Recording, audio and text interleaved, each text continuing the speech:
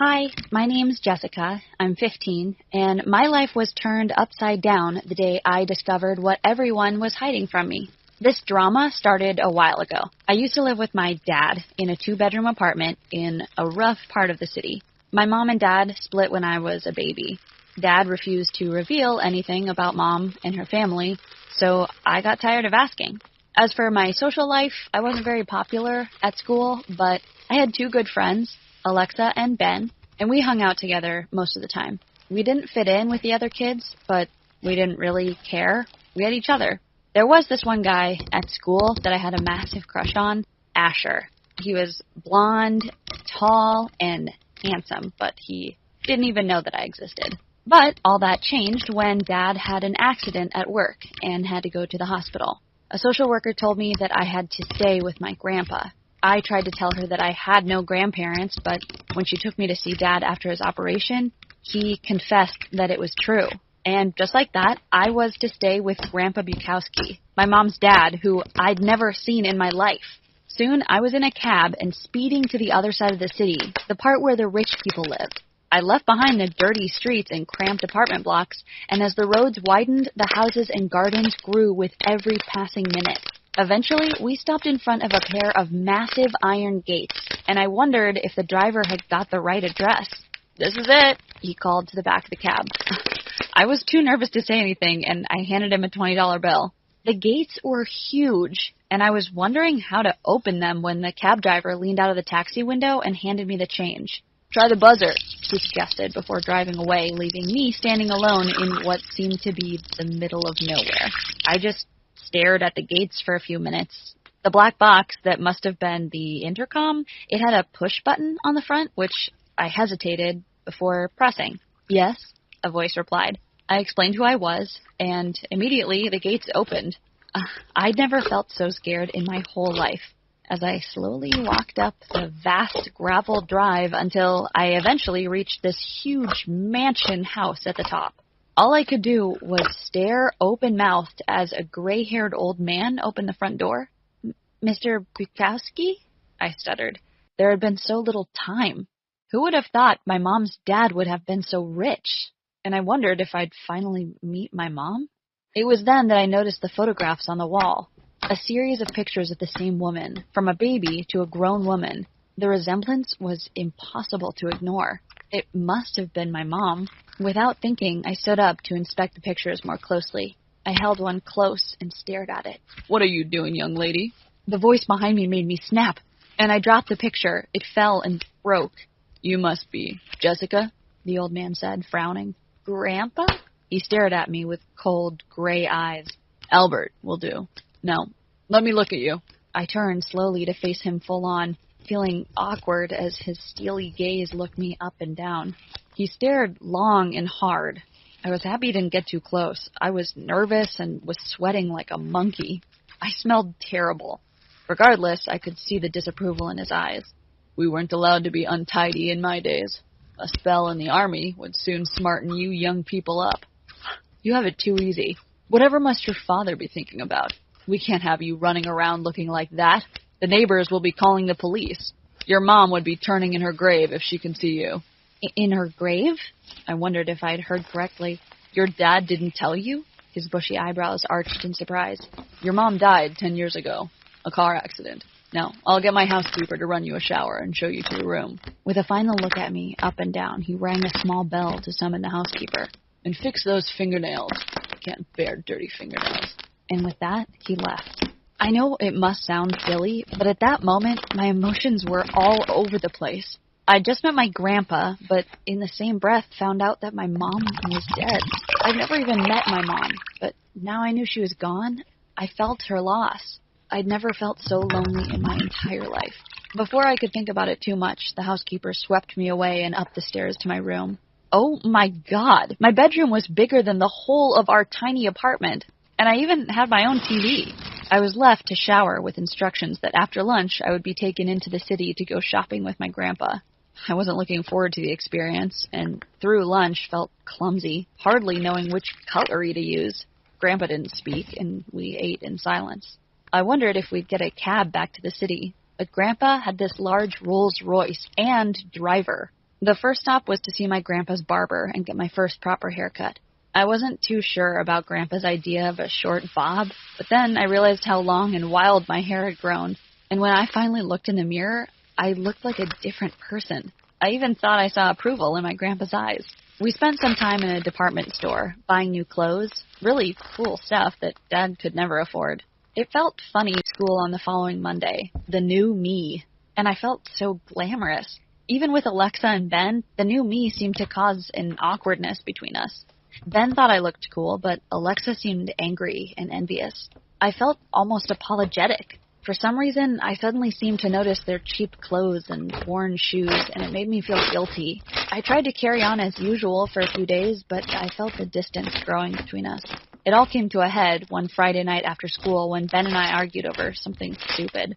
I was just about to be picked up by my grandpa's driver when Todd and Matt walked over, eyeing up the roles. They were the two most popular guys in our year.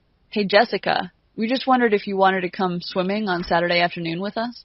It was the first time those two had acknowledged me, let alone talked to me. I hesitated, suddenly overwhelmed.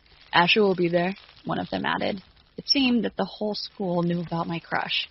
I got into the car, arranging to meet them the next day. I couldn't help feeling guilty. I usually went swimming with Ben and Alexa, but they'd been acting weird all week. I was so excited, if not a little nervous, as I headed to the swimming pool the next day. All I could think about was Asher.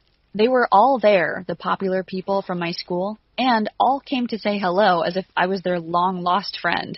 It's funny how a change in my fortunes changed their attitude to me, but I didn't think about it too much at the time.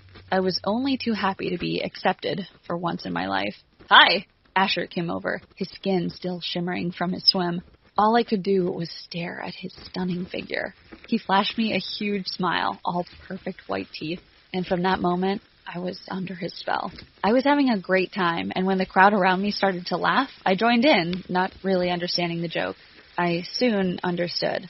Alexa and Ben had just walked into the pool. My heart sank as they approached. I felt so guilty and stopped laughing immediately, but the other guys around me continued. As they passed me to get into the pool, Asher raised his eyebrow toward me, almost as a challenge. "Hey, Jessica!" he shouted out loudly. "Aren't these two your friends?" For a moment, Ben looked me in the eye, but I turned away. He walked on, and everyone started laughing again. Everyone except me. My old friendships were well and truly over, and I tried to push my feelings to one side. I was on a high. I was accepted for the first time. And when Asher agreed to be my date for the school dance, I couldn't have been happier.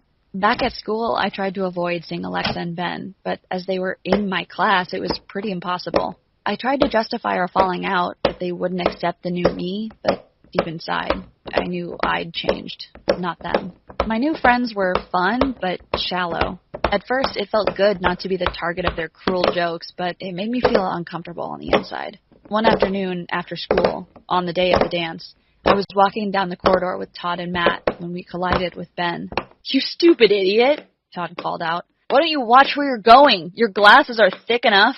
Matt and Todd laughed, but as Ben tried to get past, they stopped him, blocking him in. "Aren't you going to apologize?" Matt said. Ben didn't say anything, but I could see how sad he looked. I could hardly bear it. "Hey, leave him alone, you two." They stared at me as if I'd grown 2 heads or something. "Make up your mind who your friends are, Jessica," Matt shouted. They moved to let Ben pass, but it was then that I realized these people weren't really my friends. They could turn on me at any moment. I'd been excited about the dance all week and my date with Asher, but somehow I wasn't happy. All I could think about was that look in Ben's eyes, that look of betrayal. I looked great, but I felt shallow and weak. As I stepped down the staircase, ready to be driven to the dance, my grandpa was waiting proudly by the door. I felt the need for a talk, and suddenly everything that had happened over the last few weeks came spilling out of my mouth. I didn't expect my grandpa to understand. He was more likely to tell me to pull myself together.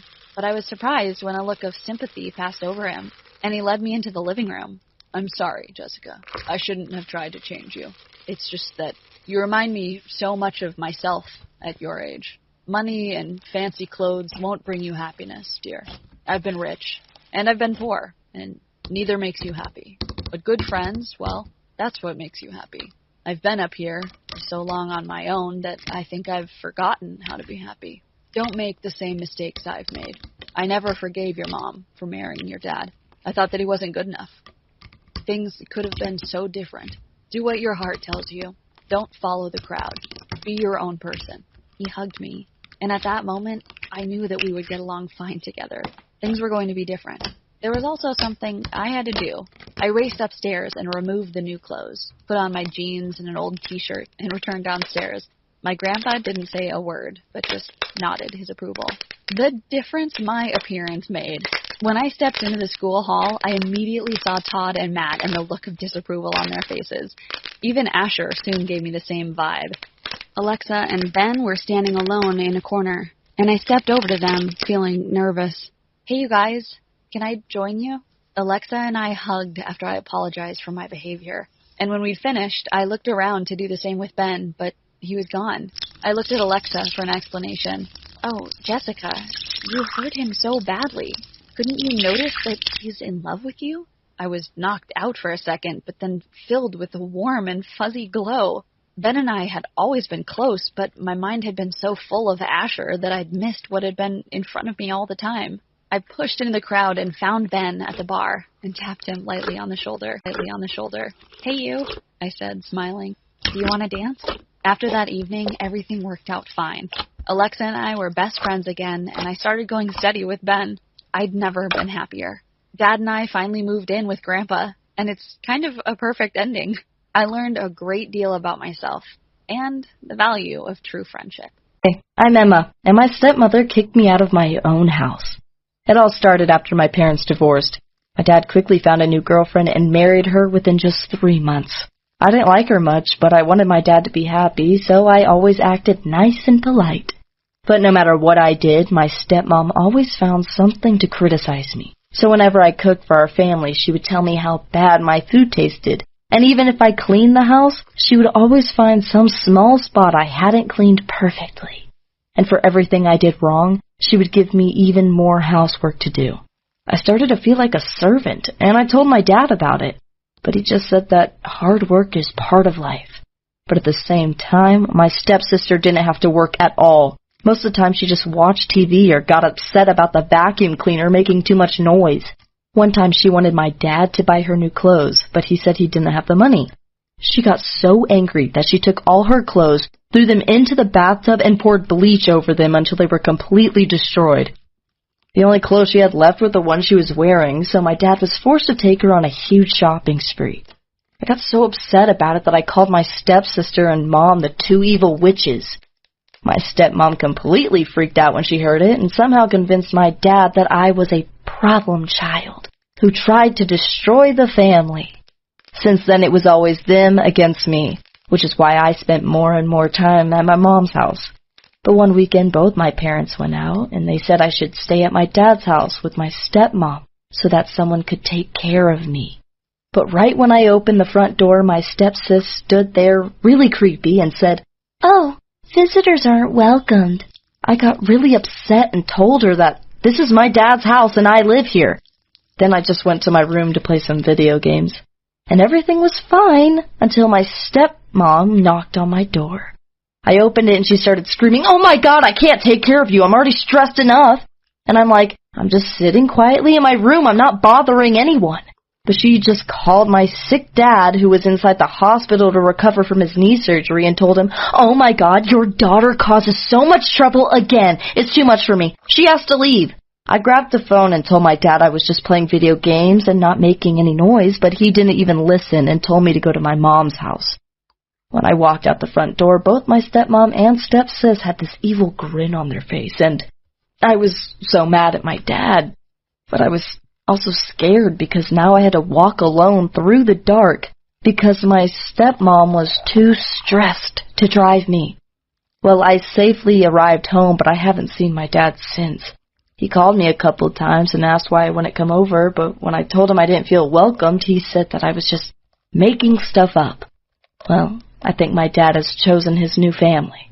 So I'm very lucky that I can still rely on my mom. She's always there for me. Thank you, Mom. Have you ever experienced something similar? Please share your story in the comments, and don't forget to share this video